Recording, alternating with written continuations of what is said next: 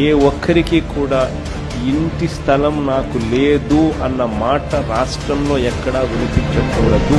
పాలకుడు అనేవాడు దేవుడిచ్చిన అవకాశం అధ్యక్ష. ఈ దేవుడు మనకి అవకాశాన్ని ఎందుకు ఇచ్చాడు అధ్యక్ష? పేదలకు మంచి చేయడానికి ఈ అవకాశం దేవుడు ఇచ్చాడు.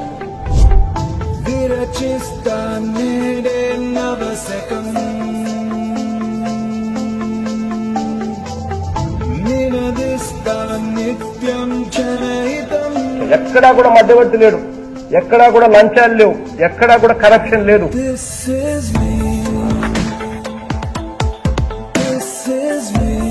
ప్రభుత్వం ఉన్నది ప్రజల కోసం అని చెప్పి తెలిసి ఉన్నప్పుడు ప్రజల కోసం మనం ఖర్చు చేసే పద్ధతుల్లో ఎటువంటి కరప్షన్ లేకుండా సాచ్యురేషన్ పద్ధతిలో ప్రతి లబ్ధిదారుడికి కూడా మేలు చేయించగలిగే కార్యక్రమం చేయగలిగితే నిజంగా వ్యవస్థ అన్నది పూర్తిగా కూడా బాగుపడే కార్యక్రమం జరుగుతుంది. ఈ ఇచ్చిన ఈ అవకాశంతో మనం ఏ మేరకు మంచి చేస్తా ఉన్నాము అని చెప్పి ప్రతిరోజు నన్ను నేను ప్రశ్నించుకుంటా అధ్యక్ష.